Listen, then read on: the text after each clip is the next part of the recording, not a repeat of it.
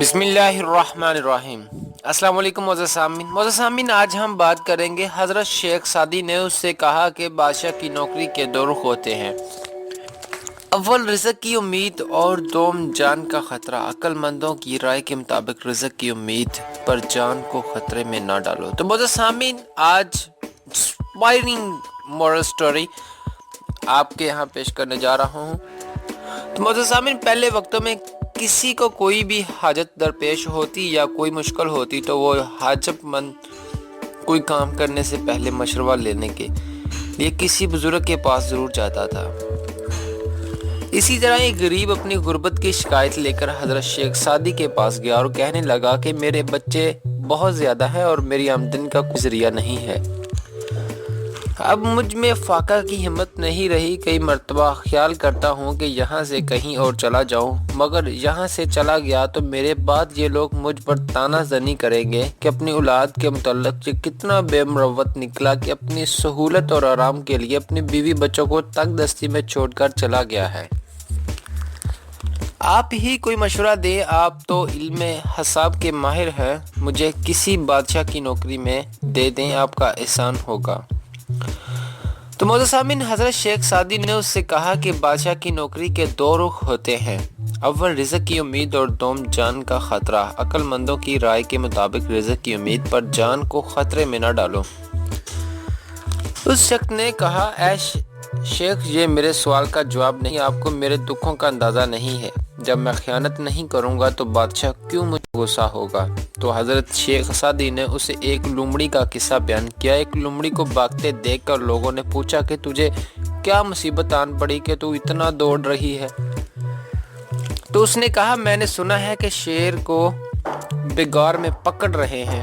لوگوں نے کہا کہ تیری شیر سے کیا نسبت؟ لومڑی نے کہا کہ چپ رہو، اگر ہاستوں نے دشمنی میں کہہ دیا کہ یہ شیر کا بچہ ہے تو پھر میرا کیا بنے گا اور مجھے کون چھڑائے گا؟ اے دوست، بے شک تو دیانتداری کے ساتھ کام کرے گا، مگر ان ہاستوں کا کیا جو بادشاہ کے سامنے تیری جھوٹی شکایت کریں گے؟ تیرے حق میں کوئی بولنے والا نہ ہوگا، لہٰذا تیرے لیے بہتر ہے کہ تو روکھی سوکھی کھا کر گزارا کر، بادشاہ کی ملازمت کا خیال دل سے نکال دے۔ تو معزز سامعین، شیخ سعدی کی باتیں سن کر وہ شخص غصے میں آ گیا، چنانچہ شیخ سعدی نے اس کو بادشاہ کی نوکری میں دے دیا۔ وہ غریب کچھ عرصہ میں اپنی محنت اور قابلیت کی بدولت ترقی کرتا ہوا ایک بڑا افسر بن گیا، اور پھر ایک وقت ایسا آیا کہ وہ بادشاہ کے خاص مقرب بندوں میں شامل ہو گیا۔ پھر کچھ عرصہ بعد شیخ سعدی کچھ دوستوں کے ہمراہ حج کے لیے چلے گئے۔ جب حج کی سعادت سے واپس لوٹے تو وہی شخص پھر پٹے پرانے کپڑوں میں تھا۔ اس کی یہ حالت دیکھی تو شیخ صاحب نے حیرت کا اظہار کیا اور پوچھا کہ تیرے ساتھ یہ کیا ہوا؟ تو معزز سامعین، تو اس نے کہا کہ آپ کا کہا سچ ثابت ہوا، میرے ہاستوں نے مجھ پر خیانت کا الزام لگایا اور بادشاہ نے صحیح معنوں میں تفتیش نہیں کروائی۔ میرے تمام رفقا اور درینہ ساتھی سب سچ بولنے سے ڈرتے تھے، لہٰذا خاموش رہے، تمام پرانے تعلقات کو نظر انداز کر دیا گیا۔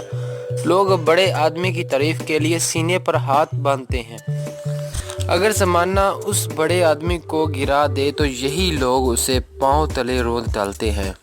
معزز سامعین، حضرت شیخ سعدی نے اسے کہا کہ تو نے میرا مشورہ نہ مانا اور میں نے تجھ سے نہیں کہا تھا کہ بادشاہوں کی نوکری دریا میں رہنے کے مترادف ہے، جس میں بڑا خطرہ ہے، اور میرے کان میں نصیحت کی بات نہیں پہنچتی تو کیا تو جانتا نہیں کہ میرے پاؤں میں بیڑیاں پڑ سکتی ہیں؟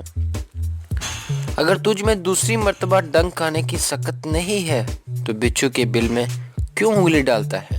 نصیحت ضرور نفع دیتی ہے، دانا شخص اپنے تجربے اور علم کی بدولت میں کوئی نصیحت کرتا ہے، جب کہ بے وقوف شخص اپنی ناتجربہ کاری اور کم علمی کے باعث سراسر نقصان اٹھاتا ہے۔ اس میں کوئی شک نہیں۔ معزز سامعین، ہمیں جو بھی ہم سے چاہے 5 سال بڑا ہو، 10 سال بڑا ہو، 20 سال بڑا ہو، یہ کوئی فرق نہیں رکھتا۔ زندگی سبق سکھانے والوں کو 5 سال میں سبق سکھا دیتی ہے، لیکن نصیحت کرنے والے کے بارے میں ضرور سوچنا چاہیے کہ اگلا بندہ ہمیں کیا سمجھ کر، کیا اہمیت دے کر ہمیں نصیحت کر رہا ہے۔ انفارمیشن پاس کے معزز سامعین، آج کی اچھی بات آپ کو جس بھی مشکل یا چیلنج کا سامنا ہے، حالات سے بھی ہے، ہمیشہ یاد رکھیں کہ آپ ہی جیسے کئی لوگ ایسی ہی مشکلات کو ہمت اور حوصلے کے ساتھ شکست دے چکے ہیں۔ آپ بھی ایسا کر سکتے ہیں۔ معزز سامعین، اگر آپ میری ان باتوں سے ایگری ہیں تو ہماری اس ویڈیو کو دوستوں کے ساتھ زیادہ سے زیادہ شیئر کریں، سوشل میڈیا پر بھی شیئر کریں، تاکہ ہماری اس موٹیویشنل سٹوریز کے ہم سے منسلک دوستوں کو انسپائر کر سکیں۔ تو معزز سامعین، ہمارے چینل انفارمیشن پاس کو سبسکرائب کرنا مت بھولیں۔